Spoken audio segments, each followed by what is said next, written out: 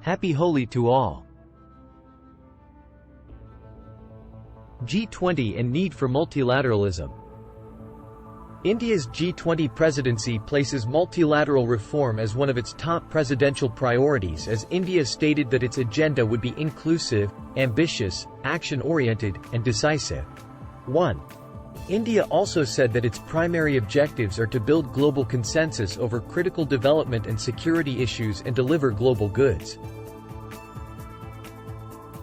What is the need for multilateralism? Due to persistent deadlocks, multilateralism has lost the majority's trust. Multilateralism is facing a utility crisis, where powerful member states think it is no longer useful for them. Moreover, increasing great power tensions, deglobalization, populist nationalism, the pandemic, and climate emergencies added to the hardships. This impasse led states to seek other arenas, including bilateral, plurilateral, and minilateral groupings, which subsequently contributed to further polarization of global politics. However, cooperation and multilateral reform is the need of the hour. Most of the challenges nations face today are global in nature and require global solutions. Pressing global issues such as conflicts, climate change, migration, macroeconomic instability, and cybersecurity can indeed only be solved collectively. Furthermore, disruptions such as the COVID-19 pandemic have reversed the social and economic progress that global society made in the past couple of decades.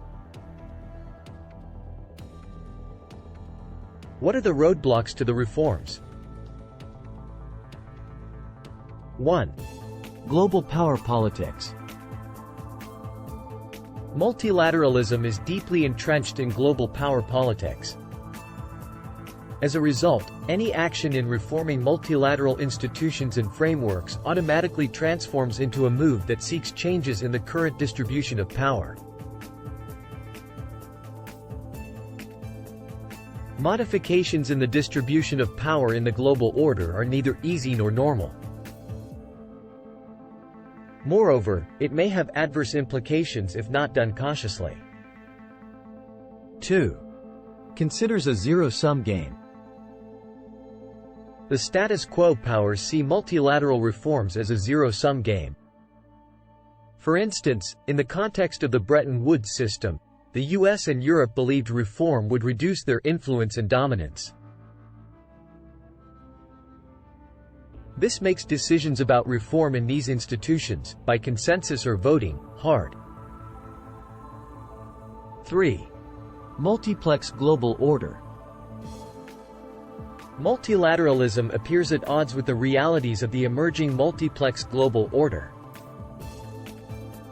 The emerging order seems more multipolar and multi-centered. Such a situation facilitates the formation of new clubs, concerts, and coalitions of the like-minded, which makes the reform of older institutions and frameworks more challenging. How can G20 and India promote multilateralism? 1. Constitution of Engagement Group. Currently, the multilateralism reform narrative lives only in elite circles and some national capitals, particularly the emerging powers. Therefore, the G20 should first focus on setting proper narratives of multilateral reform.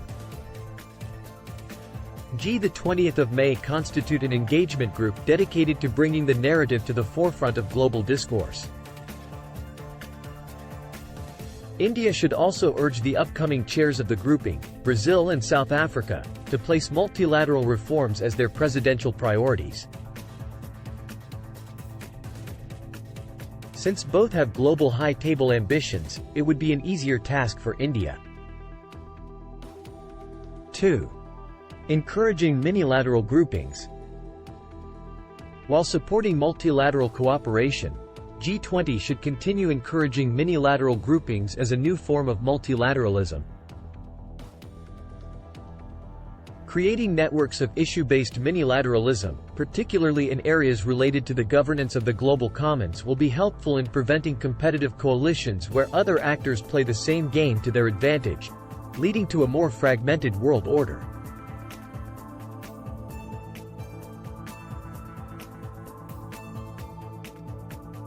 Three, being more inclusive.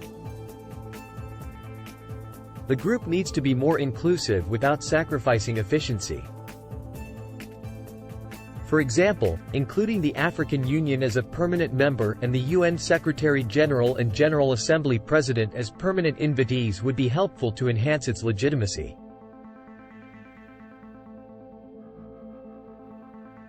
Similarly, to address the crisis of trust and utility, G20 should put all its efforts into solving one or two pressing global issues and showcase it as the model of new multilateralism.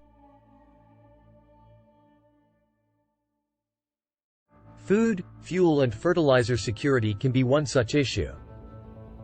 On the one hand, it falls under the low politics of world politics, so cooperation is more achievable.